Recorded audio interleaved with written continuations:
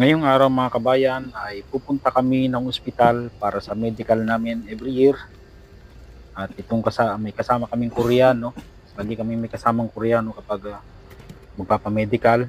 Kasi yung iba kasi ay hindi naman maintindihan yung mga sinasabi, kaya kailangan talaga Medical namin ng kasama. time. Daming kalat ng sasakyan ng Koreano. Okay.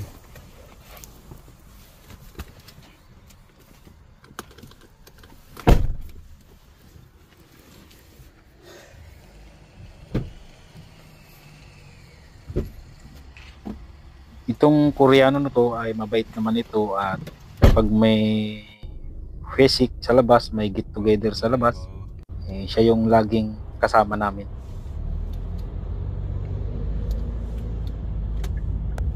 Biyahe na kami papunta ng ospital kung saan kami magpapamedical. Nandito na kami. Yeah. Uy. Uy. Sorry.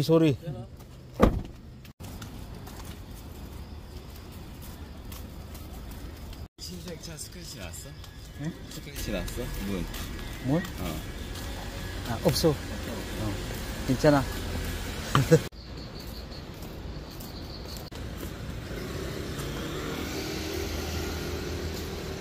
Nandito na kami sa ospital at kukuha kami ng number.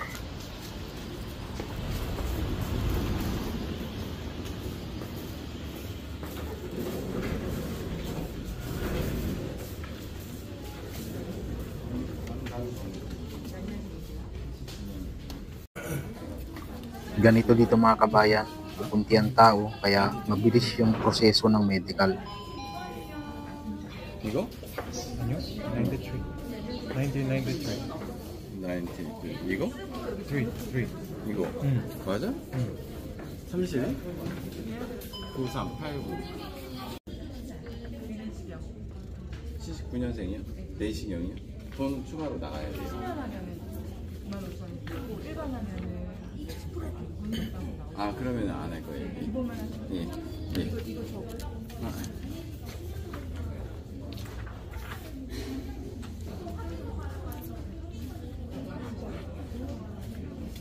감사합니다. 아, 네.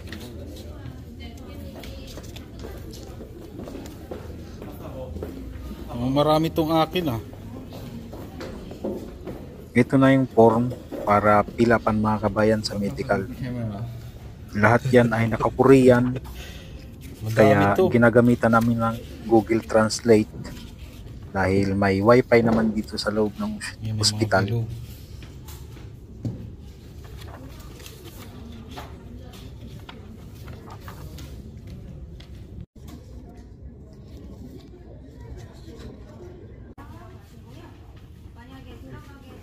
Nauna sa akin yung kasama kong Pinoy.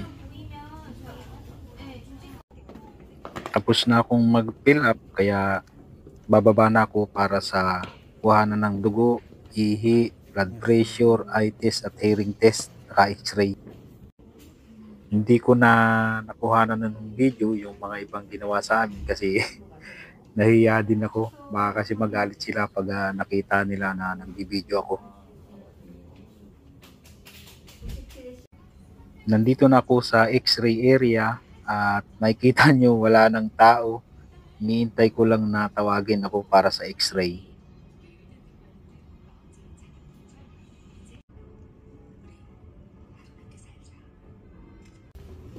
Tapos na ako sa x-ray at dito na tayo sa panghuli, sa dental. At ako ay magpapalinis ng ngipin. 다른 검진 다 끝나셨죠? 다른 거 다 끝났어요? 네. 응. 혹시 치과에서 마지막으로 이 청소하는 거 언제 있어요? 작년? 작년? 작년. Last 응. year. 오늘도 검진하시면서 같이 네, 갖고 갈게요. 갖고 있어요. 네. 이세원님. 네네네. 안쪽으로 들어오세요. What are you doing, baby? Take a picture.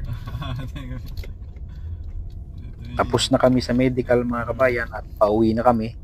Yung medical result ay lalabas yun sa loob ng pagkatapos ng 2 linggo at yun ay i-email na lang sa amin yung result.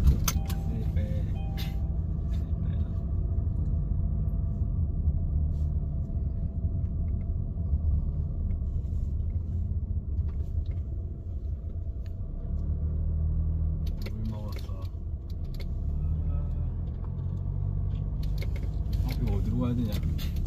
어디로 가야 되냐? 길 모르는데. Natapos yung medical namin kanina, Huwebes ngayong araw na to at kahit oras ng trabaho ay pinagpa-medical kami ng boss namin.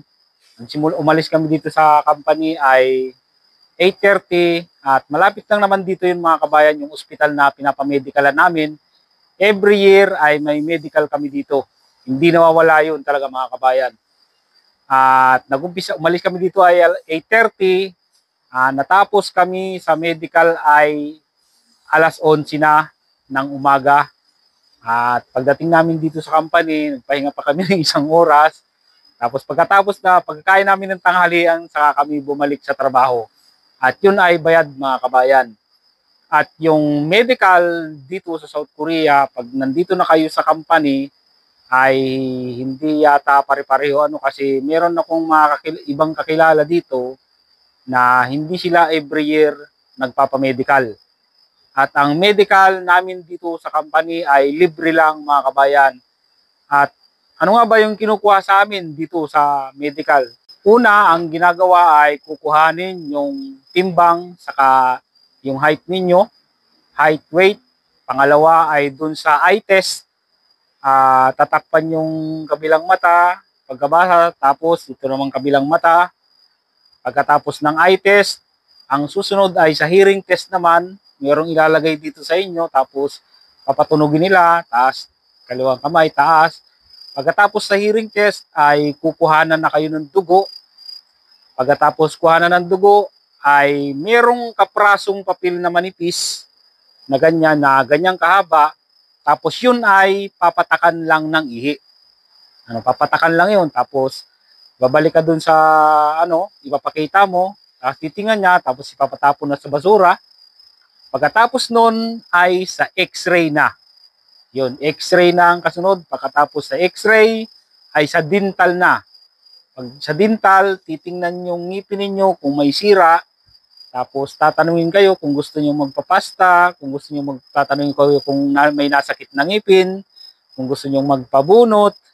Tapos halimbawa may nabunutan na kayo ng ngipin, may bakanting ngipin, tatanungin kayo kung gusto niyo magpa-implant ng ngipin. Pero ako talaga ay every year, kada medical ay nagpapalinis lang ako ng ngipin, pero may ibang ngipin ako na may sira, pero hindi naman siya sumasakit. At mayroong bakante na rin ng ngipin kasi marami na rin ako nabunutan ng ngipin, 3 ngipin yata. Mahal kasi mga kabayan na magpa-implant dito, kaya hindi ako nagpapa-implant at hindi naman na kailangan. Ayun, scaling lang, nagpapalinis lang ako ng ngipin. Ang bayad sa pagpapalinis ng ngipin dito ay 15,000 won. Yan. Sa pera natin ay siguro mga nasa 600 pesos. Yan, yung palinis ng ngipin dito. At yun, panghuli yung dental. Pagkatapos sa dental, ay uuwi na. Tapos na ang medical. Maganda talaga yung may medical every year sa company kasi ma-check ninyo, malalaman ninyo yung kalusugan ninyo kung meron na kayong nararamdaman o meron na pala kayong sakit. Mahirap din kasi yung hindi nagpapamedical. Meron kasing mga ibang kabayan natin dito na katulad nung nakaraan, inatake sa puso. Nakita na lang nung kasama na ang pagkakasabi ay parang 3 oras o 4 na oras na raw na binawian ng buhay. At hindi lang maliwanag doon kung sinabi kong EPS worker or TNT. Pero ang pagkakaalam ko ay TNT kasi pag sa TNT kasi ay hindi sila basta-basta makakapagpa-medical kasi hinahanapan ng ARC.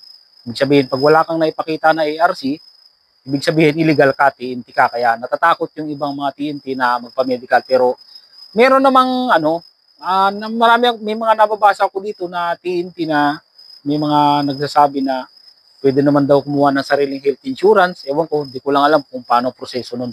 Kaya yun yung payo ko, mas maganda talaga may medical every year.